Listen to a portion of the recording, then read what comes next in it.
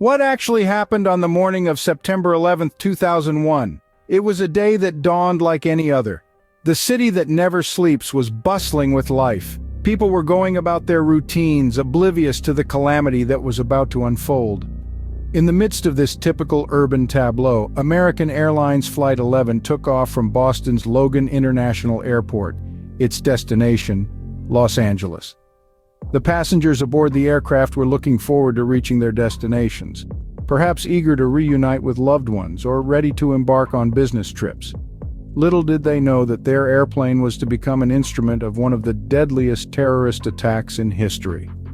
As the plane soared into the bright blue morning sky, 19 terrorists linked to Al-Qaeda seized control. A normal cross-country flight turned into a terrifying ordeal as these men, armed with box cutters and driven by a destructive ideology, took the crew and passengers hostage. At 8:46 a.m., the unthinkable happened. The hijackers steered the plane off its course and crashed it into the North Tower of the World Trade Center. A symbol of American prosperity and strength was instantly transformed into a horrific scene of devastation and chaos. The impact of the plane and the ensuing fireball were just the first shocks in a series of events that would shake the world. The North Tower, once a beacon in the Manhattan skyline, was now a burning testament to the destructive power of hate. But this was just the beginning. As the news of the crash spread, and as emergency services raced to the scene, no one yet knew the full extent of the horror that was yet to unfold. This was just the dawn of a day that would forever be etched in global memory. But the terror didn't stop there, did it? A chill runs down your spine as you remember the next wave of horror. A mere 18 minutes after the North Tower was struck, United Airlines Flight 175, another hijacked plane, surged into the South Tower. The time was 9:03 a.m., and the world watched in collective shock and disbelief. The impact was catastrophic. A fireball erupted, consuming multiple floors of the South Tower. The building, once a symbol of economic prowess, was now an inferno. The unimaginable had happened, not once, but twice. Yet the terror was far from over. A third plane, American Airlines Flight 77, veered off its course. At 9:37 a.m., it slammed into the western side of the Pentagon, the nerve center of the American military. The impact caused a section of the massive structure to collapse, trapping many inside. The nation was reeling, struggling to comprehend the unfolding horror. News reports were chaotic, filled with confusion and disbelief. The unimaginable reality was setting in. America was under attack. The skies, once a symbol of freedom and exploration, had become a pathway for terror. The attacks on the South Tower and the Pentagon were not just acts of terror. They were declarations of war on symbols of American power. The shock was profound, the confusion immense. The world watched, mouths agape, as the horror unfolded. And yet the worst was still to come. So, what happened in the skies over Pennsylvania? In the midst of the horror that was unfolding on September 11th, 2001, a glimmer of bravery shone through. This is the story of United Airlines Flight 93. Flight 93, a Boeing 757, departed from Newark International Airport at 8:42 a.m. with 44 souls on board. 4 of these individuals had sinister intentions. Their target was not yet known, but it is widely believed it could have been either the U.S. Capitol or the White House. However, the passengers and crew of Flight 93 weren't going to let their flight be used as a weapon. With information from loved ones on the ground about the other attacks, they knew what was at stake. They decided to fight back. These ordinary people rose to extraordinary heights, banding together to form a plan. They voted on whether to storm the cockpit, choosing to take action rather than waiting for their fate to unfold.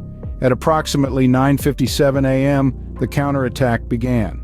The cockpit voice recorder captured the sounds of struggle, shouts, breaks in the cockpit door, and attempts by the hijackers to disorient the passengers by rocking the plane.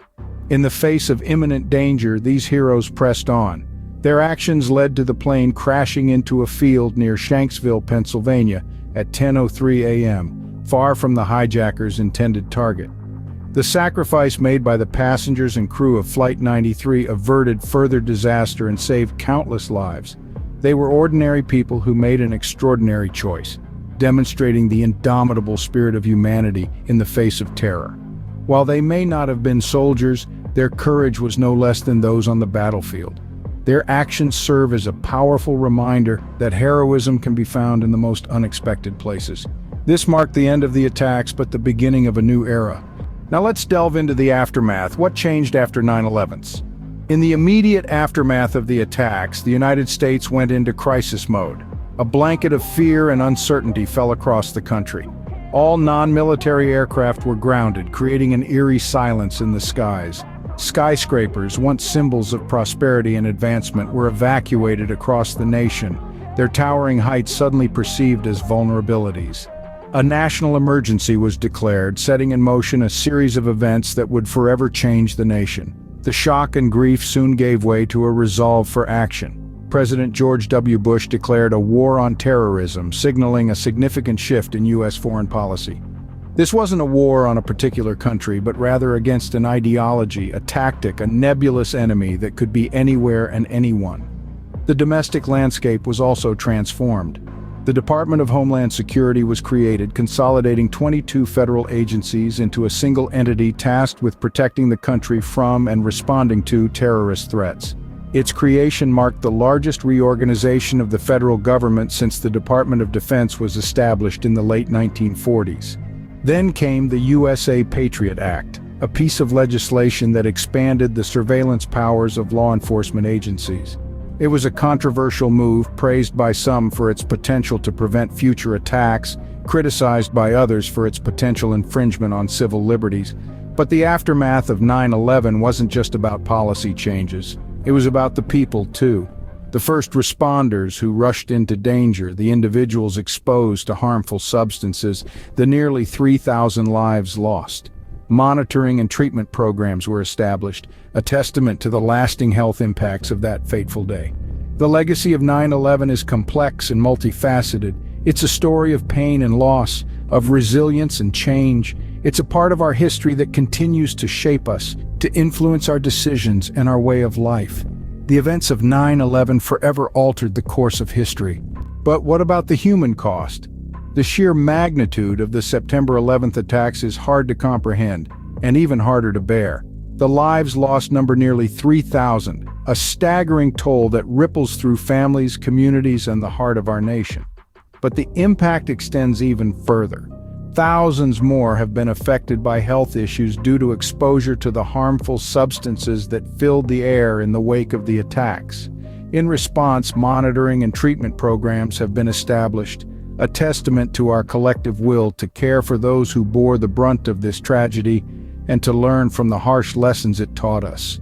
These initiatives stand as a beacon of hope amidst the devastation, a promise to the survivors and the brave first responders that they are not alone in their struggle. 9/11's, a day of immense tragedy, but also of undeniable resilience. It's a day we will never forget.